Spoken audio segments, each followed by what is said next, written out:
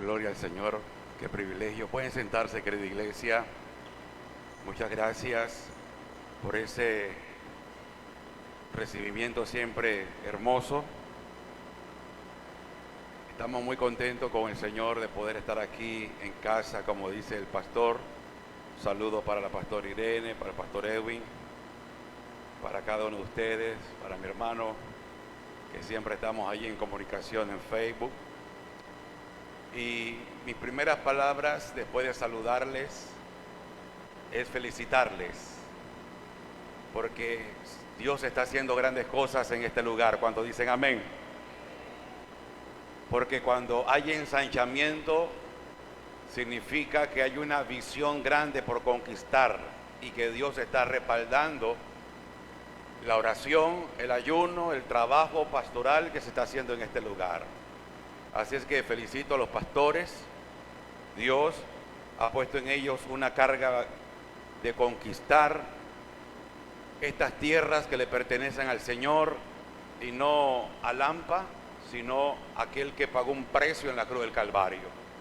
Amén. Bien, en esta noche, gracias. En esta noche yo vengo con un corazón, no sé si decir pastoral o de maestro,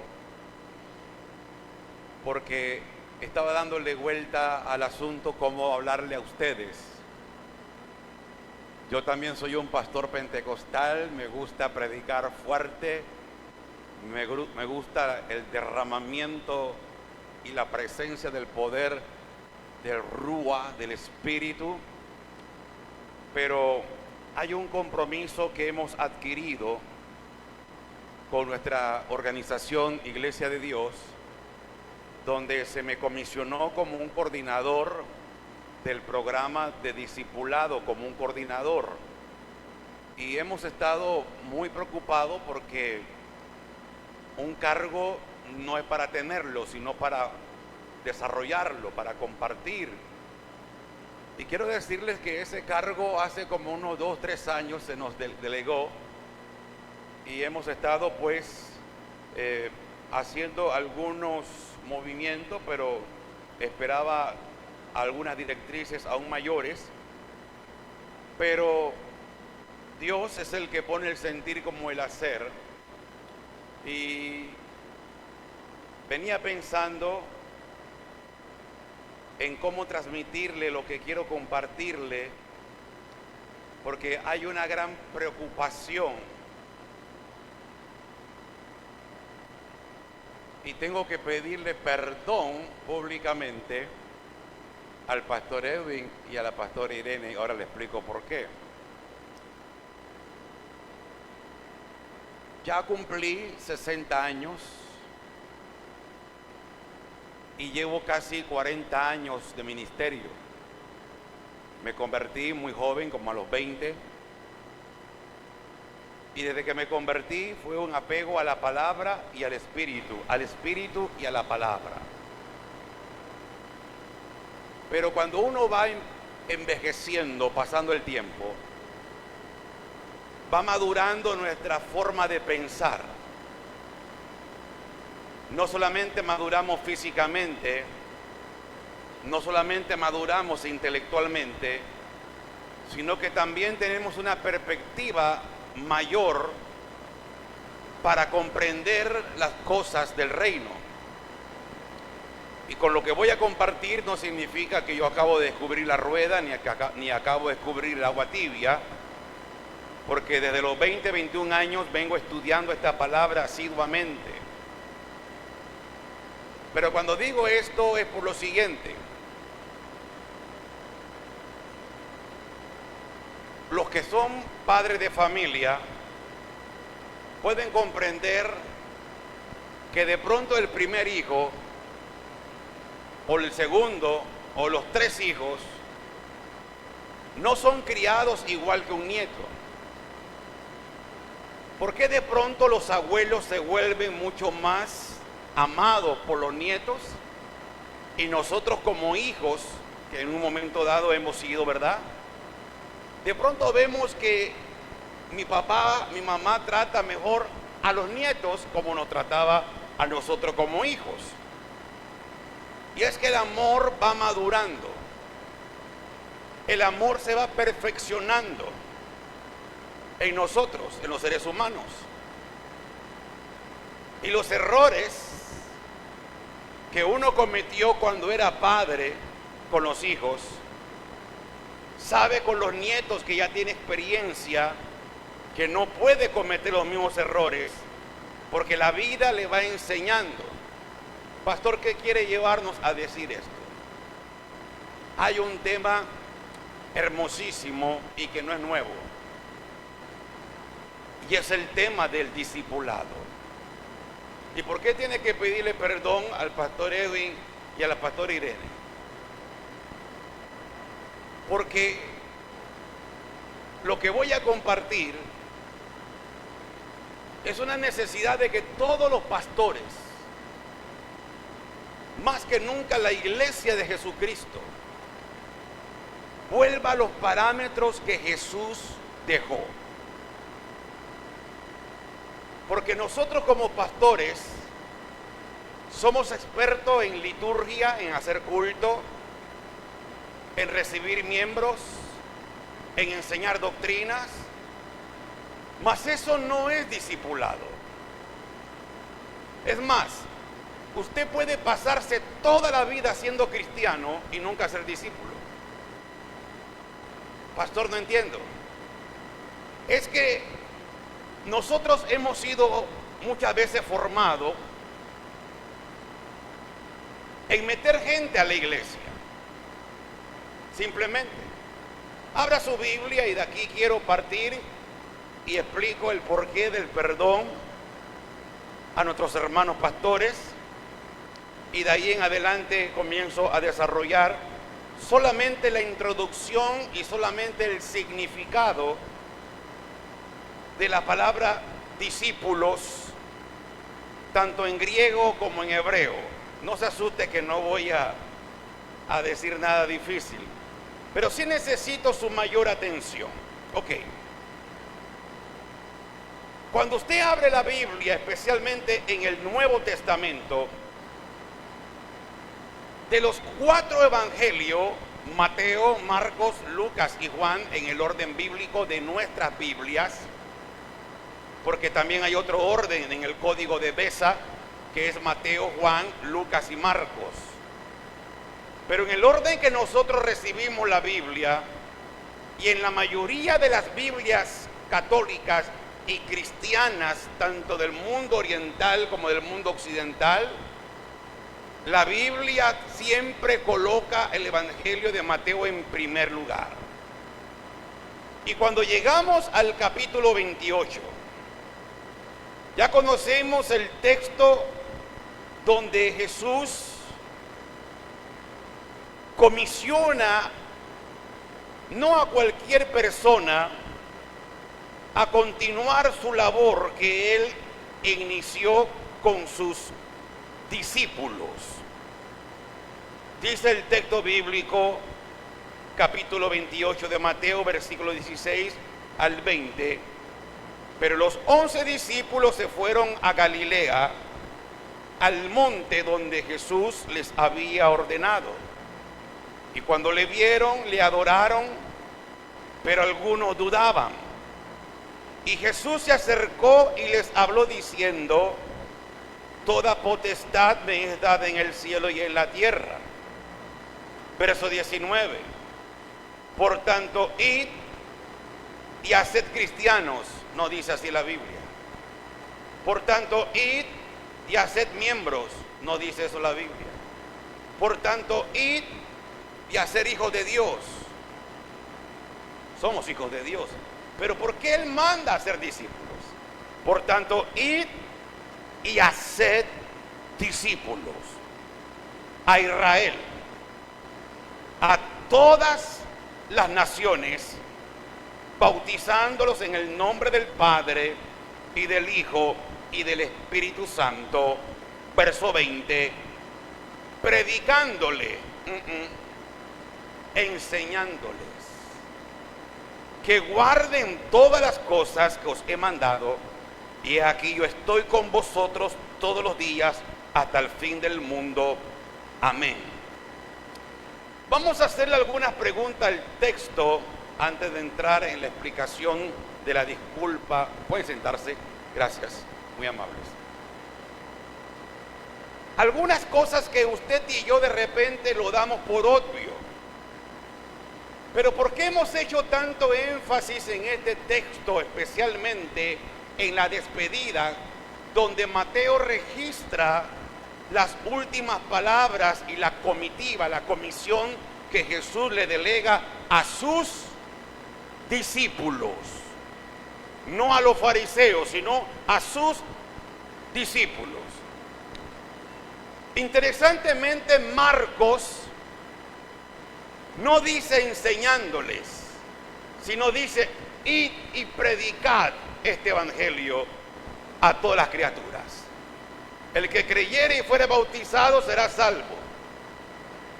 Marcos no habla de enseñanza, habla del querigma, de la predicación. Marcos habla de un evangelio mucho más dinámico. Es un evangelio mucho más corto, 16 capítulos, verso 28 capítulos. En realidad, si usted me pregunta cronológicamente cuál es el primer evangelio que fue escrito, fue Marcos. Luego fue escrito Mateo, Lucas, y Juan es el último evangelio escrito alrededor de la última década del primer siglo. Pero ¿por qué la iglesia colocó a Mateo de primero cuando Marcos fue el primer en escribir el evangelio? Porque Mateo es el único evangelio, ni Marcos, ni Lucas, ni Juan, que enfatiza tanto en el discipulado y la enseñanza. Marcos habla de la dinámica de predicar el reino. Lucas habla más bien del camino, del evangelio que va en el camino, de las buenas nuevas en el camino. Y salió Jesús y retomó el camino hacia Jerusalén. Y estando en el camino se le acercó un discípulo. La palabra camino lo menciona mucho Lucas. Juan habla de otra palabra, acolutheo, que significa en griego sígueme. Juan habla mucho del seguimiento, que tiene que ver mucho también con el discipulado. Pastor, ¿para dónde vamos? Bien. Si Mateo es el primer evangelio, es porque Mateo enfatiza mucho en la necesidad de la enseñanza. Y termina el evangelio hablando de ir y hacer discípulos. El discípulo lógicamente no nace, se hace. Y aquí viene la disculpa. Pastor, a ustedes yo los pastoreé, pero no los discipulé. Perdónenme. Llevo en la iglesia del Roble ya casi 30 años. Y he tenido que replantear mi perspectiva pastoral. Porque yo no quiero llegar a la presencia de Dios y que Él me diga cuántos cultos tú celebraste. Él no va a preguntarme por cultos. Él no me va a preguntar cuánta doctrina bíblica, que no es igual a discipulado. Me disculpa la iglesia de Dios, estoy hablando con teología bíblica. Porque creemos de que doctrina bíblica es sinónimo de discipulado. Y ahora les voy a mostrar el significado etimológico de la palabra. Y estoy preocupado porque nosotros no hemos descubierto o no hemos concientizado en la necesidad de la última petición que Jesús le dice a la iglesia. Que por cierto, el único evangelio que habla la palabra eclesía es Mateo. Ni Marcos, ni Lucas, ni Juan nunca mencionan la palabra iglesia. Mateo la menciona 3 veces. Y edificaré mi iglesia y las puertas del Hades no prevalecerán contra ella. Entonces, cuando yo encuentro la palabra que Jesús nos manda a ser discípulos, yo creía que yo estaba siendo discípulo cuando predicaba. Yo creía que yo hacía discípulo cuando yo daba un seminario. Yo creía que yo hacía discípulos porque me sentaba y le enseñaba la Biblia. Por ahí podemos decir que sí y no. Pero necesitamos ir al contexto de qué es lo que Jesús está diciéndonos. Y mire lo que ocurre. Si usted busca en los 39 libros del Antiguo Testamento, usted no va a encontrar la palabra discípulos. Pregúntese por qué. Pregúntele a las epístolas paulinas por qué la palabra discípulo se dejó de usar cuando Mateo, esporádicamente Marcos, esporádicamente Lucas y Juan hablaban de discípulos. Algo que me sorprendió es que Jesús en el Evangelio de Mateo solamente una vez llamó a sus discípulos apóstoles. Y llama a los apóstoles 72 veces matetes, en griego discípulos. Oiga, que hay una cosa tremenda. Una sola vez en el capítulo 10 de Mateo lo llama apóstoles.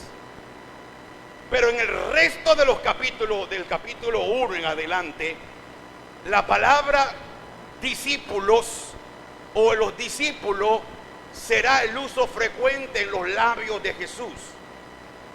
Hoy todo el mundo quiere ser apóstol, mas Jesús nos dijo: id y haced apóstoles.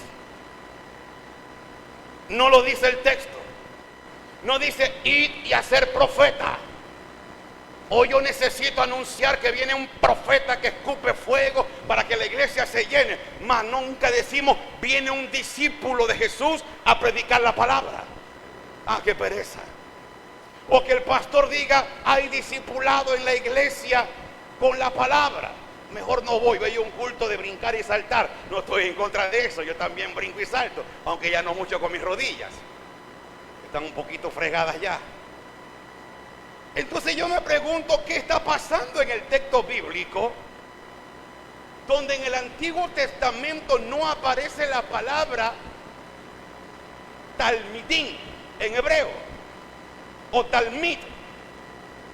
Entonces necesitamos entender que Jesús en el Nuevo Testamento, que fue escrito en griego, ¿por qué en el griego sí se usa la palabra matetes, de donde viene la traducción del hebreo talmid, pero cuando voy al Antiguo Testamento no aparece la palabra ni talmid, bueno, sí aparece, pero no aparece la palabra matetes, discípulos?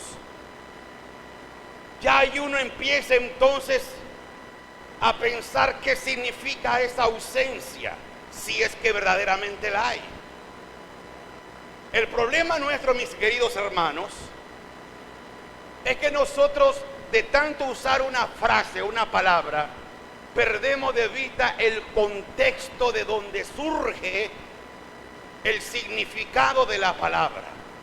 Ahora, si el Nuevo Testamento fue escrito en el griego koiné, y en el siglo I, cuando se termina de redactar los textos escritos, se usó la escritura griega, pero los que están escribiendo en griego son discípulos como Mateo. Mateo no era griego, Mateo era un escriba. Vamos a la Biblia. Cuando usted y yo leemos en Mateo capítulo 13, versículo 12, ahí encontramos un dato donde los exégetas, donde los biógrafos dicen que posiblemente se está tratando del propio Mateo, que está describiendo su conversión a Jesús. Mateo capítulo 13, verso 52, cuando dice el texto bíblico, Mateo 13, 52, Dice el texto allí, Él les dijo, por esto todo escriba docto. La palabra docto en el griego es, por eso todo escriba que se hace discípulo. No me pregunta a mí que yo no traduje la Biblia, pero en el original griego dice matetes. Todo escriba, todo sofer, todo el que escribe letra sagrada en el hebreo, que se hace discípulo del reino de Dios, del reino del cielo, es semejante a un padre de familia que saca de su tesoro cosas nuevas y cosas viejas. Si Mateo es el que se está autodescribiendo como un escriba, y por cierto, Mateo es alguien que conoce al dedillo el Antiguo Testamento, porque no hay ningún otro evangelio, ni Marcos, ni Lucas, ni Juan, que cite tantas citas del Antiguo Testamento como Mateo. Entonces tenemos que preguntarle por qué Mateo cita tanto el Antiguo Testamento, más que Marcos, más que Lucas, más que Juan, y por qué él nunca cita un texto que se mencione en un discípulo en el Antiguo Testamento, o sea, la palabra. Entonces uno entra en una búsqueda, porque Mateo no ha escrito su libro de cualquier manera. Mateo ha escrito su libro en 5 grandes bloques, 5 grandes enseñanzas. Están dentro del libro que Mateo ha incorporado. Mateo no escribió 7 enseñanzas de Jesús, ni escribió 10 enseñanzas de Jesús, solo 5. ¿Por qué 5? Porque Mateo está presentando el evangelio a quienes, no a los gentiles, sino a los judíos que están convirtiéndose a Cristo en el año 60, 70, después de la destrucción del templo. Mateo le está escribiendo a ellos de la manera que puedan ellos enfrentarse con la palabra y aceptar a Jesús como Mesías. Dice Mateo capítulo 5, versos 17 y 18, yo no he venido a abrogar la ley, yo no he venido a abrogar la Torá. Por eso es que el lector judío, cuando está escuchando a Mateo, cuando está escuchando al pastor Mateo en su cátedra en Antioquía, él está escuchando de que Mateo conoce el Antiguo Testamento, conoce la Tanakh y lo está llamando a la conversión de Jesús y que lo acepten como el Mashiach, como el Mesías. 5 libros: Bereshit, Shemot, Vayikra, Bamidbar, Devarim, Génesis, Éxodo, Levítico, Número, Deuteronomio. Y viene Mateo y dice, hay 5 libros, empezando con la primera enseñanza del Sermón del Monte, capítulo 5, capítulo 6, capítulo 7, primera enseñanza, capítulo 10, segunda enseñanza, capítulo 13, el segmento de las 7 parábolas que le enseña, capítulo 16 y 17, la cuarta enseñanza, y los últimos capítulos apocalípticos, capítulo 23 y 24, 5 enseñanzas, 5 grandes sermones o grandes enseñanzas. Mateo está escribiendo. ¿Para qué? Para formar discípulos a la luz de la palabra. Ok, ya estamos claritos allí. Pero viene ahora algo importantísimo. ¿Por qué Jesús manda a enseñar a los discípulos a ser discípulos? Escuche esto antes de entrar en definiciones. Un cristiano no puede hacer discípulos. Solo un discípulo puede hacer a otro discípulo. Y ya empezamos a temblar nuestro cristianismo, porque lo que viene es terrible. Voy a decir algo grosero, pastor, de repente no me invite más, pero es la palabra. De pronto en la iglesia tenemos más miembros y cristianos y pocos discípulos. Porque cuando vamos a ver qué es un discípulo no es uno que sabe mucha Biblia. Un discípulo no es uno que está únicamente en cada culto. Entonces yo tengo que ir a la definición etimológica que es un discípulo entonces. Y necesitamos ir al contexto de lo que es la cultura griega. ¿Por qué la cultura griega? Porque la palabra discípulo es griega, no es hebrea. Pero el que está escribiendo es un hebreo. Mire qué enredo. Pero como el evangelio tiene que ser predicado a toda criatura, El gran problema es cómo traspasar de un idioma a otro. Por eso que en italiano se dice que toda traductore es traidore, toda traducción es una traición, porque cómo traspasar algo que está en un idioma a otro idioma, y este es el problema que tenemos nosotros. Entramos en materia, no duró mucho, pero mira el significado de esto. Cuando vamos a la tradición del mundo griego, en el mundo griego se usaba la palabra discípulo. O sea, no crea que Jesús está diciendo discípulo en la mentalidad de Sócrates, ni de Platón, ni de Aristóteles, ni de Pitágoras, sino que la palabra tiene un trasfondo de Grecia. No es una palabra judía. Atento a esto. Cómo los griegos, los sofistas y luego los filósofos van a hablar de la palabra discípulos. Número uno, ¿quiénes eran los sofistas? Esto no es la Biblia todavía, estoy hablando del trasfondo de la palabra que está usando Jesús en el lenguaje griego. Pero Jesús no hablaba griego, hablaba hebreo. Ya voy para allá. Cuando estudiamos los orígenes del mundo de los griegos, los sofistas eran maestros llamados en griego didáscalos, de donde viene la palabra didáctico. Un maestro en la mentalidad de Grecia, atentos, hacía discípulos. Pero Sócrates no quería ser llamado maestro, ni su grupo, él tampoco quería que fueran discípulos. ¿Por qué? Porque los sofistas que precedieron a Sócrates, a Platón, los sofistas eran maestros doctos que enseñaban por dinero. La verdadera enseñanza no se cobra. Cuando tú eres un maestro, como Orígenes, como Sócrates, y luego en el Nuevo Testamento con Jesús, eso se llama cultura, entrar en el texto culturalmente. Nunca encontramos a Jesús como los fariseos. Los fariseos también eran maestros. Jesús nunca enseñaba por plata, por dinero. Hoy tenemos una cultura, predicadores que porque nunca han sido discípulos, le ponen precio al ministerio. Yo sé lo que es pagar $5,000 por traer un predicador que me predique por 30 minutos. Yo sé lo que es pagar una tarifa a un predicador desde Argentina que me dice, quiero avión, quiero hotel 5 estrellas, quiero comida de esta forma, de este desayuno, almuerzo y cena, y le consigo una suite en el hotel fiesta y me sale diciendo, ay, pero qué pequeña y qué ridícula es esta suite. Y luego me llamó uno que sale por ahí en enlace y me llamó, me dice, che, ¿y no me vas a invitar de nuevo?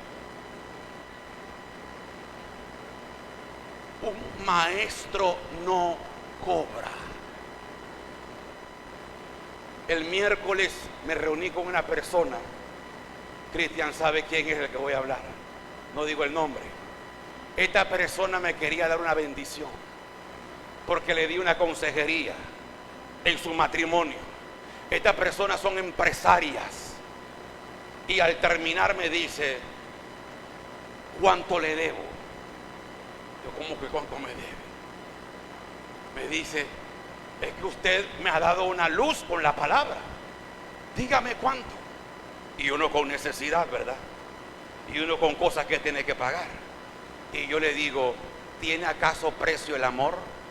¿Tiene acaso precio la humildad? ¿Tiene acaso precio la vida? ¿Tiene acaso precio la salvación? Yo no te puedo cobrar.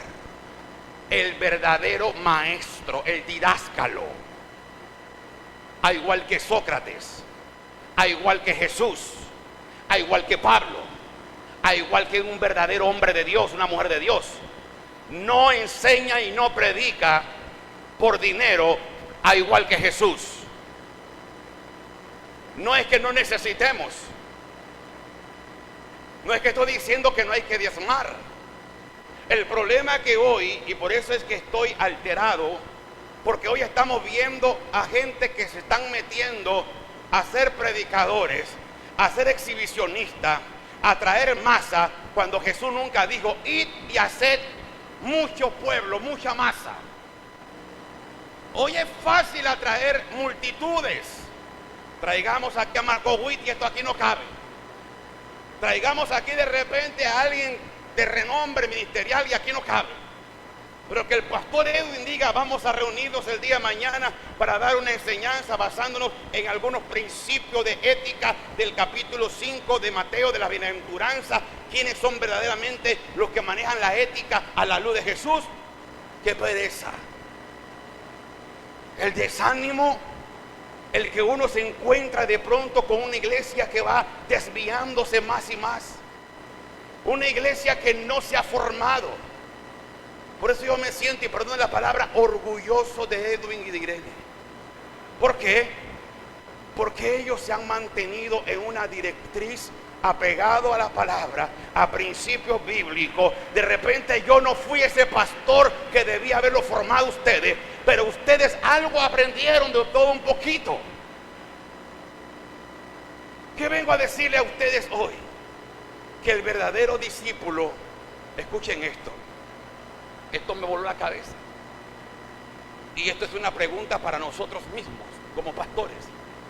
En la cultura griega, el término discípulo que está usando Jesús, el discípulo tiene que tener una relación con su maestro. Si usted no se sienta a comer, a ser instruido con su pastor, usted es creyente, pero no es discípulo. Usted es un asistente, pero no es un discípulo. Discípulo es uno que pasa tiempo con su maestro. Pero todavía esto se pone más profundo, porque cuando vamos al Nuevo Testamento, en el Nuevo Testamento, especialmente en los 4 evangelios, vamos a ver que Jesús llamó a Andrés, a Pedro y a Andrés, los primeros discípulos. Luego llamó a Johanán, a Juan, y luego llamó a Santiago. Dice que para que estuviesen con él. Jesús solamente vino por 3 años y llegó a hacer algo que nosotros necesitamos aprender. En 3 años encontramos al final de Mateo capítulo 28 a 11, ya no eran 12, uno se fue, uno falló, uno se perdió, uno se dañó, Judas. Pero encontramos el detalle que dice aquí Mateo el capítulo 28, y los 11 discípulos. Jesús no le dejó la comisión a cualquiera. Jesús había estado con sus discípulos día y noche. Le dijo a los primeros discípulos, a Andrés y a Juan, a Pedro, capítulo 4, le dijo que él los haría ser pescadores de hombres. Es decir, Jesús invirtió tiempo. Aquí viene una frase tremenda. El verdadero discipulado invierte tiempo en la formación. Mire qué interesante, permítame ir un momentito a mis notas, porque hay algo aquí muy fino en cuanto a esto de la palabra de estar con un maestro. Me llamó la atención, aquí lo tengo copiado en mis notas, me llamó la atención esto, y mire que no he citado mis notas porque aquí nos quedaríamos toda la noche, pero me llamó la atención que el concepto de discípulo es un concepto de relación con alguien. Mire la definición es el concepto de dirigir. La palabra matete significa el que dirige su espíritu, no su intelecto. Discípulo viene de la palabra de uno que dirige su espíritu a algo, a alguien. No es algo académico. El error de Octavio Concepción es que yo quise hacer gente pensante, teólogos, y de pronto a alguien le gustaba la palabra, o de pronto alguien se graduó de instituto bíblico, como estos muchachos. Pero el ser discípulo no tiene que ver con alguien que está capacitándose intelectualmente nada más, sino que alguien que dirige su espíritu a una persona. Es decir, se siente apegado a su maestro. En este caso, primeramente nosotros, al maestro de maestros. Juan capítulo 13 dice, Juan 13:13, vosotros me llamáis maestro y señor, y decid bien porque lo soy. Entonces el discípulo es alguien que vive con un aprecio, con un apego a su maestro.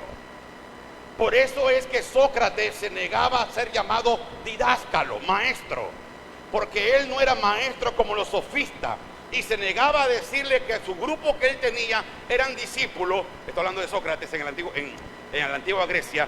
¿Y qué decía Sócrates? Ellos no son discípulos, ellos son gente que conviven conmigo. Mire la expresión cómo va desarrollándose. La convivencia es parte importante del discipulado. Comer juntos, caminar juntos, dormir juntos, viajar juntos. Allí vamos siendo formados, como va a decir el apóstol Pablo en la primera epístola a los Corintios, en el capítulo 11, versículo 1, cuando Pablo dice, aprended de mí que soy imitador de Cristo. ¿Sabe? Nosotros nos jactamos de que somos cristianos. Error garrafal. Cristo nunca llamó a nadie en cristiano. Llamó discípulos. ¿Quién inventó la palabra cristiano? La gente de Antioquía. Hechos capítulo 11, verso 26. ¿Por qué es una jactancia?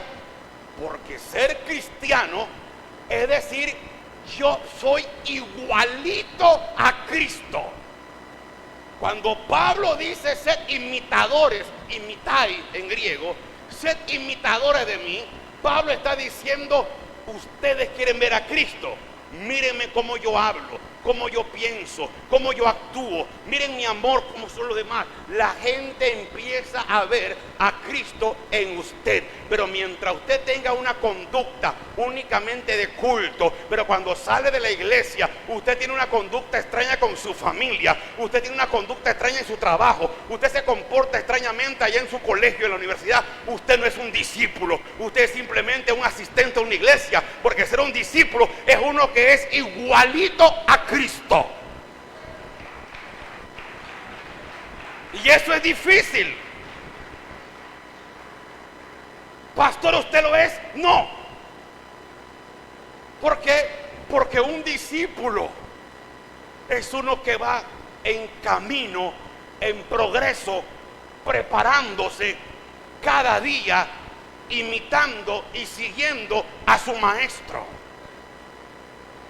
En otras palabras, la gran tarea que Jesús le dejó a la iglesia fue que nosotros pudiésemos reproducirnos. Y eso es lo que hizo Jesús. Agarró a 12. Porque el discipulado no se hace con la multitud. La muchedumbre en la Biblia viene por los peces y por los panes. No viene para ser transformado a ser semejante a Jesucristo. Pastor, ¿por qué en el Antiguo Testamento no aparece la palabra discípulo? Aquí viene algo tremendo. Tremendo. Esto es increíble. ¿Por qué no aparece la palabra talmid o discípulo en el Antiguo Testamento? ¿Qué dice la Biblia en Deuteronomio capítulo 5, versículo 1. Deuteronomio capítulo 5, verso 1. Llamó Moisés ¿a quién? A Josué. Llamó a Caleb. Llamó a todo Israel y le dijo: oye, Israel, los estatutos y los decretos que yo pronuncio hoy en vuestros oídos, aprendedlos, guardarlos para ponerlos por obra. No aparece la palabra discípulo, porque discípulo es alguien que está discipulando a otro. Todo Israel tenía que ser discípulo, como toda la iglesia es llamada a ser discípulos. Esto es increíble. No aparece la palabra discípulo porque Israel tenía como nación un deber de aprender los estatutos del Señor. Todo Israel es llamado a ser discípulo. Pero no se usa la palabra discípulo, porque discípulo significa ir caminando en pos de alguien. Y aquí están caminando en pos de Dios. La voluntad de Dios, cuando tú la cumples, es cuando tú en el Antiguo Testamento te estás convirtiendo verdaderamente en un discípulo, cuando tú aprendes, estudias y pones por obra la palabra del Señor. Por eso Santiago va a decir: no seas oidor, sino un hacedor de la palabra. La Biblia habla de que todo Israel, por eso es que no se usa la palabra discípulo, porque en el mundo griego, discípulo era un maestro que tenía un grupo de gente, que le daba enseñanza, que cobraba. Pero Sócrates y Platón dicen: nosotros no cobramos, nosotros llevamos a nuestros discípulos a que sean artesanos, a que sean gente con conocimiento de lo que nosotros le estamos transmitiendo, porque para ellos era importante una figura. Amados hermanos, cuando Jesús dice: id y haced discípulos a todas las naciones, es lo mismo que está diciéndole Dios a Israel. Todo Israel era llamado a aprender a hacer la voluntad de Dios. Si tú no haces la voluntad de Dios, si tú no llevas la voluntad de Dios en tu diario vivir, usted no es un discípulo. Pastor, entonces, ¿qué es la voluntad de Dios? Enseñándoles todas las cosas que yo he enseñado. Entonces necesitamos volver a escudriñar las Escrituras. Escudriñar qué es lo que Él quiere que yo cumpla. Esto es tremendo, porque si Dios llamó a Israel a cumplir un discipulado como pueblo, nosotros no somos menos. Nunca le dijo Dios: mira, congrégame a la gente en el monte Sinaí y que vayan caminando por el desierto y vayan peleando con Raimundo, Fecundo y todo el mundo que se le enfrente, y ustedes vayan y posean la tierra. Ellos tenían que estar de día y de noche. Le dice a Josué capítulo 1 verso 8: de día y de noche meditarás en esta palabra. Si tú no estudias la palabra, no para conocer versículo bíblico, sino para conocer cuál es la buena voluntad de Dios, porque Dios te va a hablar en esta palabra. La palabra de Dios es formativa, la palabra es útil para enseñar, para rehuir, para corregir, para instruir, a fin de que el hombre de Dios sea preparado en toda buena cosa. Yo necesito entonces aprender cómo tengo que ser formado. Y mi gran preocupación, Pastor Edwin, es que yo me he despertado y he visto que tengo de repente mucha gente, pero no veo a Cristo en ellos. Pero yo no puedo criticar a otros si yo mismo no estoy viendo a Cristo en mí mismo. ¿Me está captando? Yo necesito saber, en mi manera de actuar, en mi manera personal a solas con Dios, yo necesito que la gente diga: yo quiero ser como ese hombre de Dios. Que la gente te señale y digan: mi compañero es diferente a los demás, aunque te critiquen. Que aunque tus vecinas vean en ti simplemente a otra mujer, tengan que decir: esa mujer va a una iglesia, yo no sé a cuál, pero esa mujer, desde que llegó a esa congregación, esa mujer ha cambiado en su manera de ser. Ya no se le escucha aquellas palabras. Esa mujer es diferente, ese muchacho es diferente. ¿Sabe por qué? Porque cuando entramos a la escuela, a la yeshiva, La iglesia venimos a aprender a los pies del maestro, como hizo María, la hermana de Marta. Cuando Jesús llegó a la casa de Lázaro, de Marta y María, dice la Biblia, usted conoce el texto bíblico, que María se sentó a los pies. ¿Qué significa sentarse a los pies? El único que se sentaba en una silla era un maestro. Por eso Mateo capítulo 5, versículo 1 y 2, dice que Jesús sentándose abrió la boca. El maestro cuando se sentaba, los discípulos estaban también a los pies, como Pablo, a los pies de Gamaliel, aprendiendo la palabra. Usted y yo tenemos que llegar a los pies de Jesús a aprender las cosas que Dios quiere enseñarnos. Porque de lo contrario, necesitamos más que nunca, ya termino, porque es una introducción, tengo mucho material. Tenemos que aprender a que la gente hoy vuelvan a un discipulado. Fue la última voluntad de Jesús, llamando a los discípulos. Le dijo: id y haced discípulos, enseñándoles. ¿Por qué? Porque es en la enseñanza está la transmisión. El propio rey de Israel, en el capítulo 17 de Deuteronomio, le dijo el Señor al rey que tenía que tener una copia del libro de la ley y tenía que leerla todos los días para tener temor, aprenderla y enseñarla. El rey tenía que enseñarle a todo Israel a oír la palabra de Dios, porque somos llamados a ser discípulos cuando estamos siendo discipulados con la palabra. Hoy yo me pregunto, ¿será más importante las doctrinas que la palabra de Dios? ¿Sabía usted que yo me he llevado la sorpresa de que se hace teología sin la Biblia? No puede haber teología sin la Biblia, porque la palabra del Señor encierra la voluntad de Dios.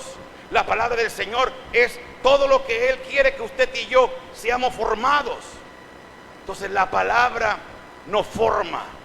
Pero repito, la parte esencial, escuchen esto. Esta fue la parte que me preocupa, Pastor Edwin. Escucha esto. Escuchen esto. Esto a mí me preocupa. Y esto es contexto bíblico. Yo necesito tener a lo que le llaman hoy un mentor, pero a mí no me gusta la palabra mentor.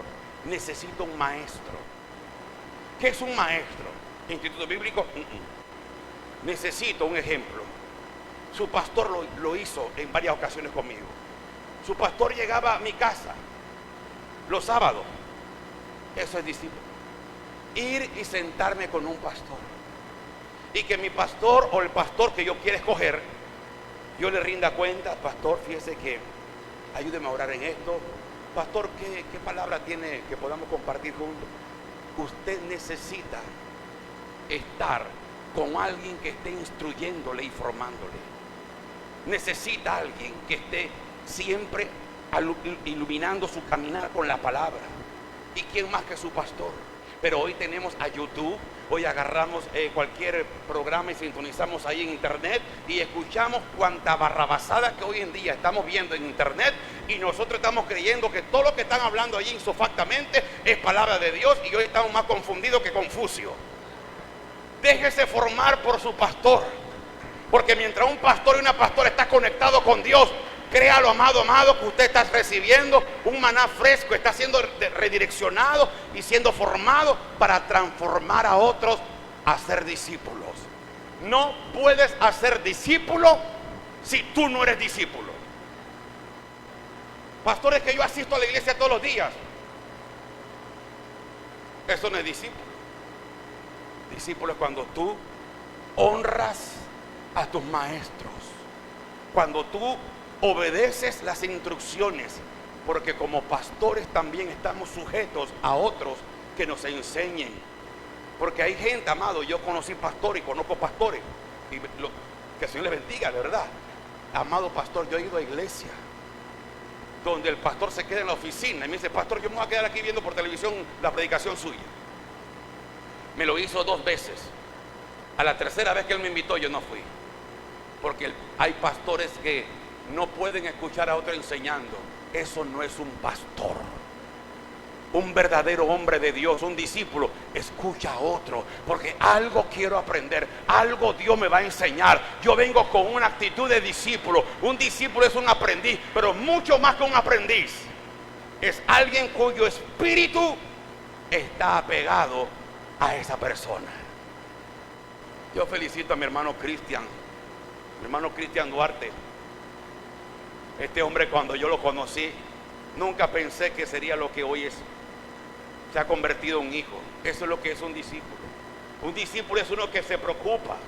No es el que viene a los cultos. Hoy viene mucha gente a los cultos, pero el discípulo se pregunta: pastora, ¿cómo está todo en casa? ¿Usted tiene comida? El discípulo es alguien que vive apegado, alguien que sabe honrar, alguien que cuida, alguien que sabe que esto es nuestro. Pero no lo que viene de lejos, allá está el pastor y comienza a criticar al pastor, que comenzar a criticar a la pastora, comienza a hablar. Eso no es discípulo. Discípulo sabe honrar a su padre y a su madre, porque ellos de una manera u otra nos están enseñando el maná, porque no solo de pan vivirá el hombre, sino de toda palabra que sale de la boca del Señor. No toqué mucho, toqué algo superficial. Pero ser discípulo es el gran reto. Termino con esta palabra. 60 años. Pero si yo pudiera abrir otra iglesia desde cero, yo empezaría uno a uno a formarlo con la palabra, a instruirlos, como hizo Jesús. Jesús no necesitó 20, 40 años, solo 3 años de día y de noche. Su enseñanza es lo que se llama una enseñanza peripatética, una enseñanza en el camino por todas partes. Les enseñaba: aprenda a caminar como una discípula, como un discípulo. No somos discípulos de los griegos, pero somos discípulos de aquel que dijo: vosotros me llamáis curios y didáscalos, Señor y Maestro, y lo soy. Él es nuestro Maestro de maestro. Póngase de pie, por favor. Padre, te alabamos y te damos gracias.